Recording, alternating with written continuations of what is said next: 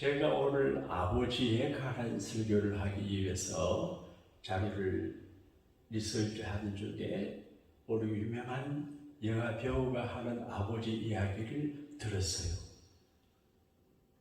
자기 형님은 핸디캡이래요. 근데 아버지가 자기를 사랑한다고 하지도 않고 늘 구박을 하고 그리고 잔소리하고 나무라고 아버지의 사랑에 전혀 공감을 할 수 있는 가치도 없고 은사도 안 계셔서 한 번은 아버지에게 말했습니다. 아버지, 왜 나를 미워하고 사랑에 표현하지 않고 그렇게 우주말 하세요? 너 형복이가 미안해서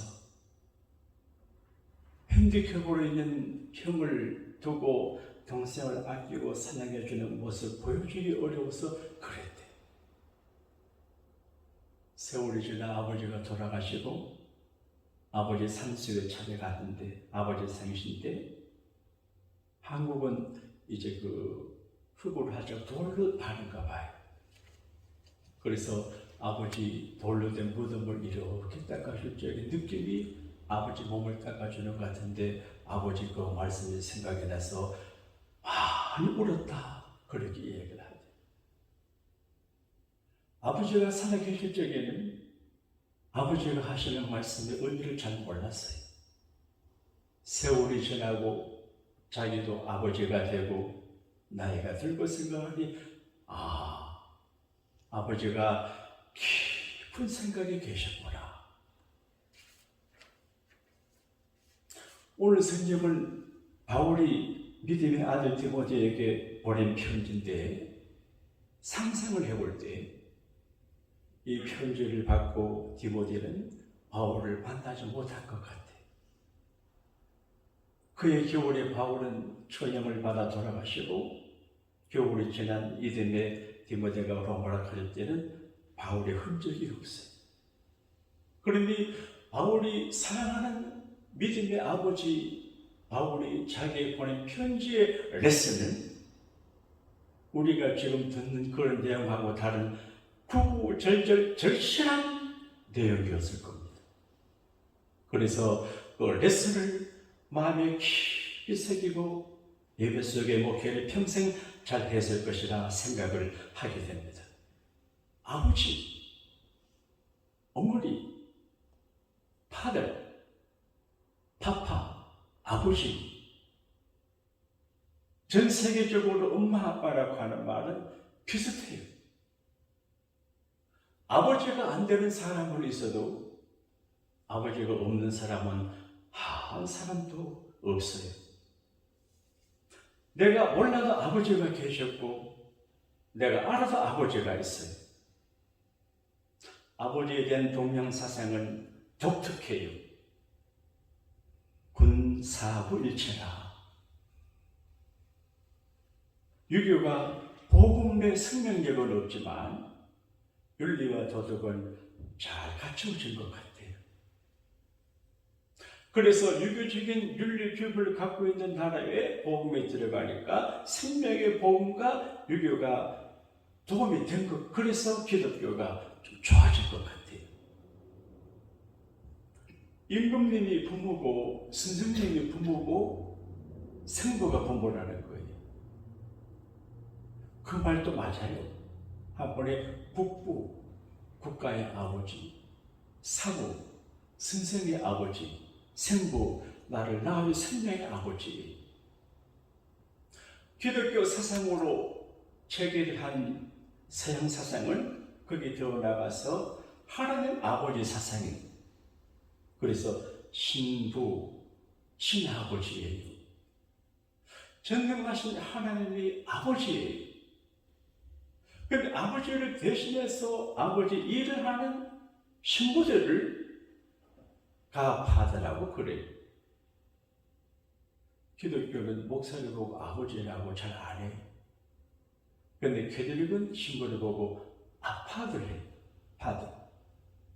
그러니까 개신교에서는 목사가 좀 잘못하면 벌떼처럼 일어나지만 캐톨릭의 신부님이 잘못해도 안 넘어가요. 아버지입니까? 근데 육신의 아버지가 남긴 그 말씀도 교훈이 되고 생명이 돼요. 근데 이삭은 아버지가 남긴 교훈을 평생 새기며 살아간다 같아요. 우리가 잘 아시는 대로 청년 이삭을 데리고 아버지가 오레산에 갔습니다. 아버지, 여기 불도 있고 장작도 있는데 하나님께 드릴 양이 없는데요. 아들아, 하나님이 준비하실 거를.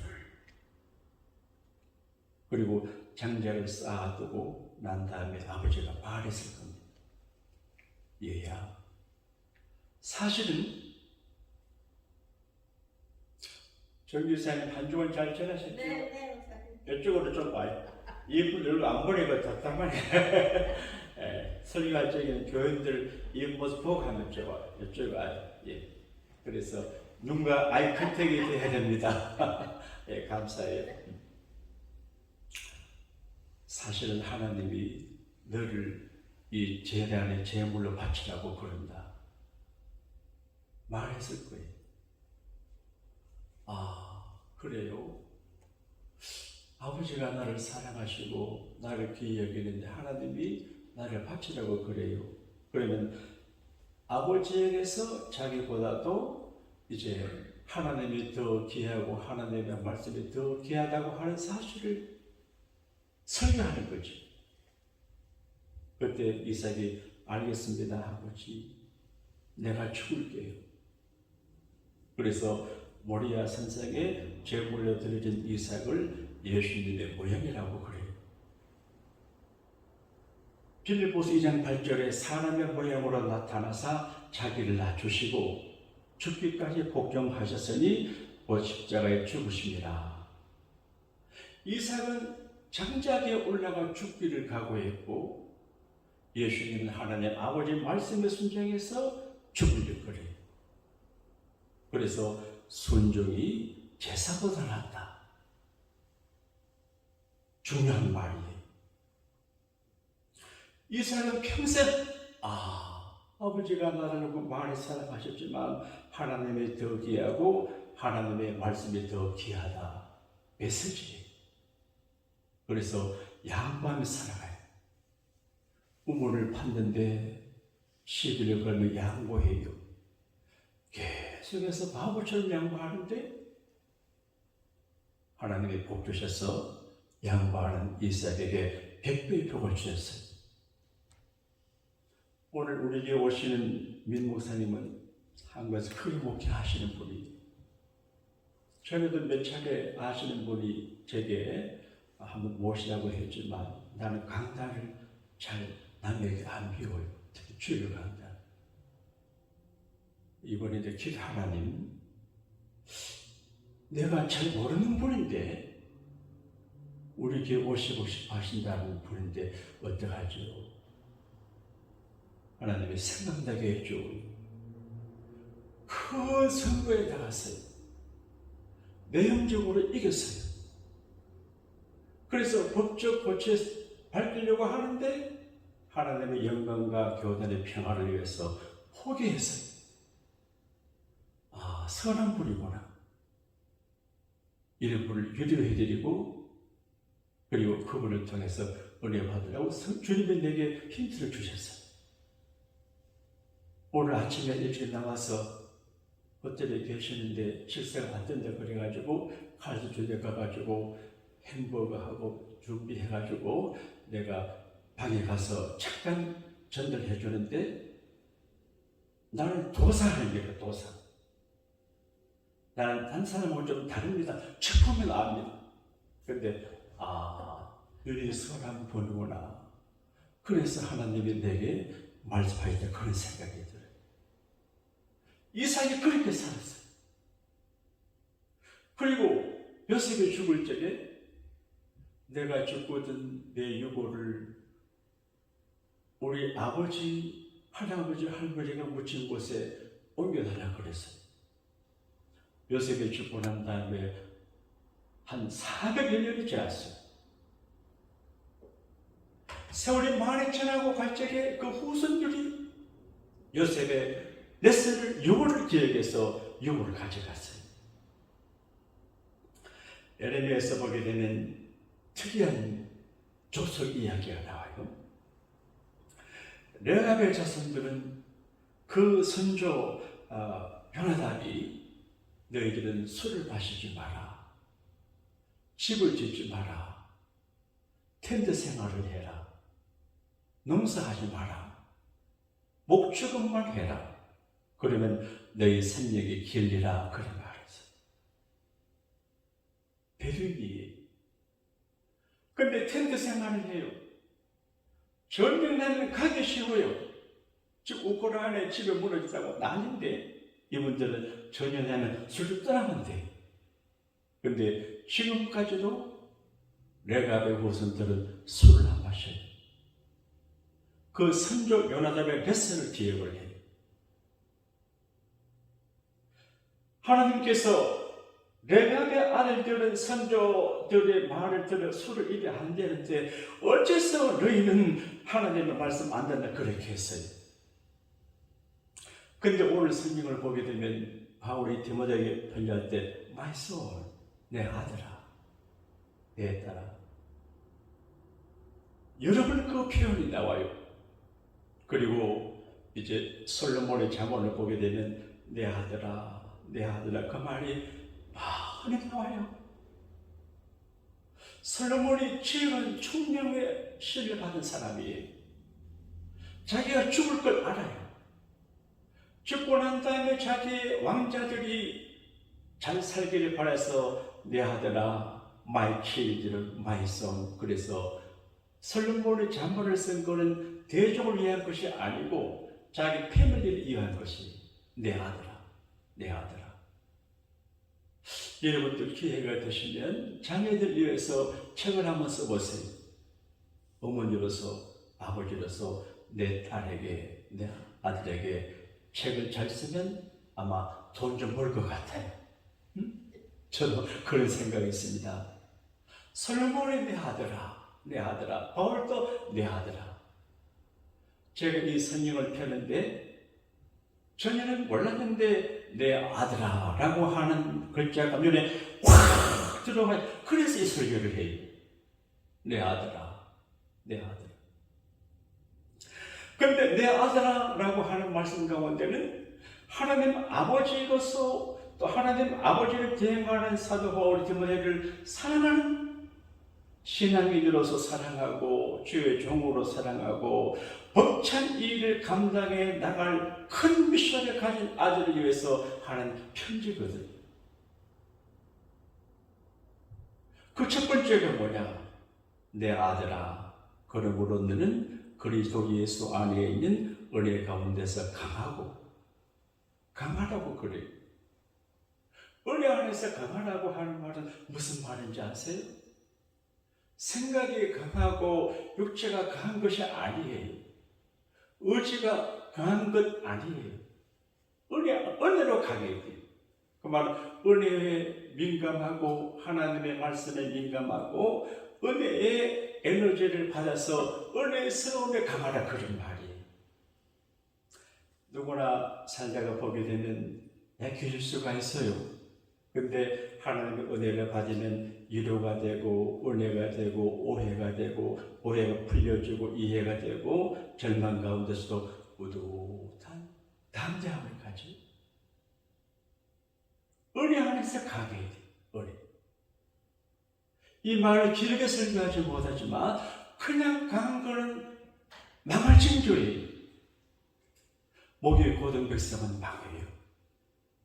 은혜 안에서 강하라고 하는 말은 성령의 능력 안에 성령으로 시련과 연약함과 유혹과 핍박과 악함을 이겨내는 거예요. 지금 우크라이나의 그 대통령이 강해요.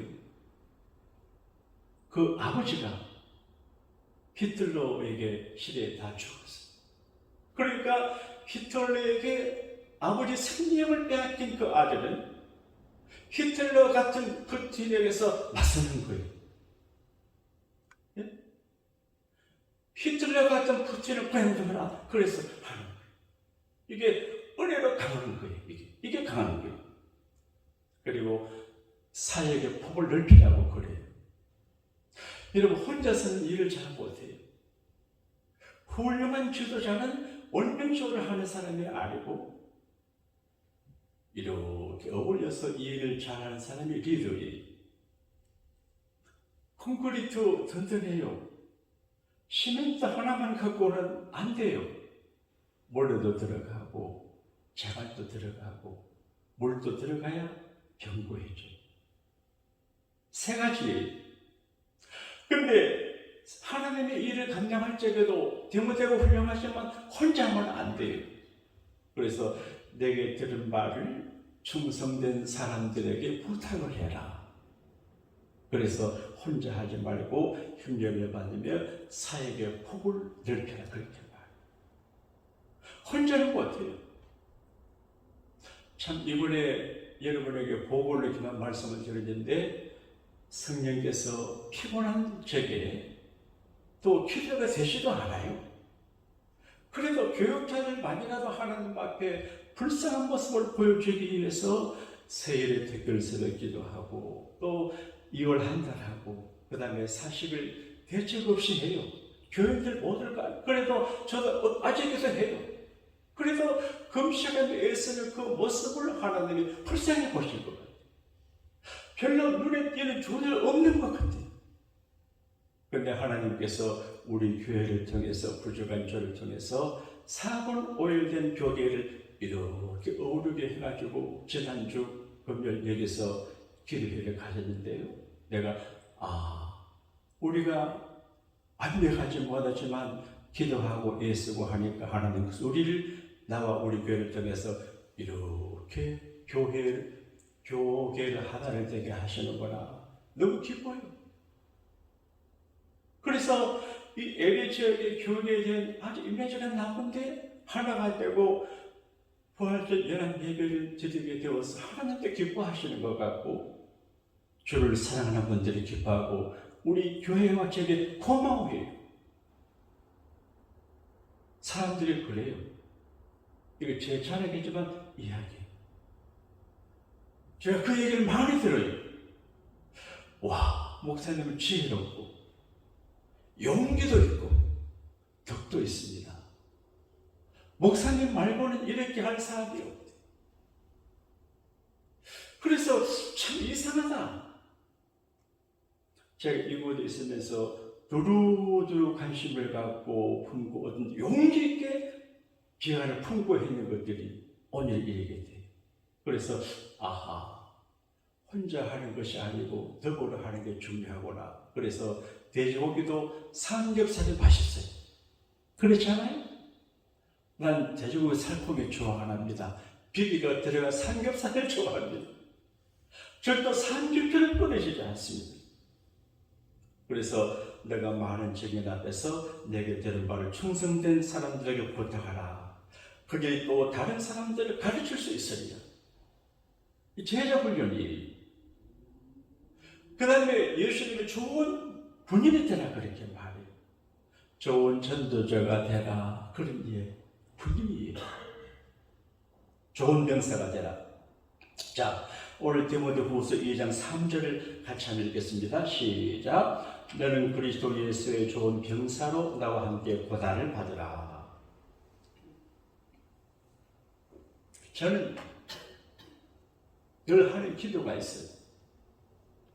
어릴 적에 제가 장군이 되고 싶었기 때문에 목사인 제가 기도하죠. 하나님, 나는 장군 같은 목사가 되게 해주세요. 지금도 기도합니다. 적어도 이걸 3개, 4개 장군 같은. 왜냐하면 우리 예수의 사람들은 군인이에요. 그래서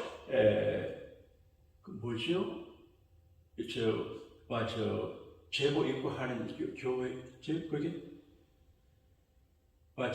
목사님들 구색은 사령관 뭐 그런 제도가 되어 있어요.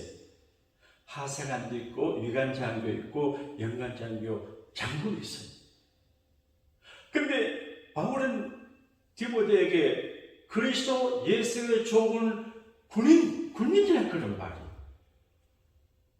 군인은 어떤 의미가 있습니까? 신분과 소식이 분명해요. 나는 예수님에게 속한 사람입니다. 소식이 분명해요. 퇴근하는 남자가 퇴근하는 시간에 어느 집으로 갈까? 어디로 갈까? 좋은 사람이 아니에요. 퇴근하면서 곧장 가는 자기 집으로 가야 좋은 사람이. 또 군인들도 다 군인이지만 대한민국 군인이고 미국 아미지만 아무 데나 가는 게 아니에요. 소속이 있어요. 자기 부대에 가야 돼요. 교회 생활도 모두가 이제 하나님의 교회지만 여기도 다 되지만 하나님은 어떤 이들에겐 내가 속한 교회 이야기를 해. 자유가 아니에요. 조직이에요. 자기를 알고 소속을 분명히 하고 그 체계에 따라야 돼요. 그리고 고난을 받을 각오를 해요. 저는 이제 그 학교를 다닐 적에는 별로 운동도 안 하고 고생을 별로 안 했어요. 근데 하나님께서 저를 이제 굉장히 훈련이 센 부대에 배치를 시켜줬어요. 정말로 고생을 했어요. 그래서 강하게 되고 자신감도 되고 운동도 좀 하면서 이전에 경험하지 못했던 장호를 제게 공급을 했는데 고생해요. 근데 고난받을 각오를 해야 해요. 그리고 사사로운 자기 생활에 얽매면 안 돼요. 자, 디모데후서 2장 4절을 같이 읽겠습니다. 시작. 병사로 복무하는 자는 자기 생활에 얽매이는 자가 하나도 없나니 이는 병사라 모집한 자를 기쁘게 하려 함이라. 이게 바울은 디모데를 가르쳐줘요. 한국의 어느 대통령 후보로 나왔던 분의 아들이 이제 지휘체계를 무시하고 병원에 가서 편의해서 이런 거 보니까 문제됐어요. 그러니까 병사로 복무하는 자는 자기 생활에 얽매이지 않고 자기 사사로운 생활에 얽매이는 것이 아니고 모집한 자를 기쁘게 해요. 군대원은 분대장을 기쁘게 하고 소대원은 소대장을 기쁘게 하고 중대원은 중대장을 기쁘게 하고 부대원은 부대장을 기쁘게 해야 돼. 자기가 하고 싶은 대로 다 하는 건 군대가 아니에요. 그거는 굉장히 엄한 군벌을 받게 돼요. 군벌은 무서워요. 마음대로 가고 오고 하지 않아요. 그래서 퇴근 시간도 있고 휴가도 있고 정해져 있어요. 제가 첫 휴가를 운변대 1등에서 내가 첫 휴가를 갔는데 부대 들어가는데 시간이 늦어가지고 힘들었어요. 그 시간 안에 들어가야 되고 안 들으면 탄력 보고가 되잖아요. 그래서 군대 정신 이야기해요. 그리고 법을 잘 지켜야 돼요. 경계하는 자가 법을 지키지 아니하면 1등하고도 무효가 돼요. 그래서 법을 잘 지키며 사는 게 지혜예요. 가정에는 가정의 법이 있어요. 그 법을 잘 지켜야 돼요. 여자가 시집을 오면 친정에서 하던 법을 따르면 안 돼요. 시댁의 법을 따라야 돼요. 제가 군에 갔을 때 적응을 하기 어려워했어요. 공부하다 갔잖아요. 한 번은 야외 사역장과 점심 먹을 적에 중대장 저를 불러요. 같이 식사하면서 지병, 막대기 하나가 2병이에요. 나는 그분 레슨이 지금까지도 기억이 돼.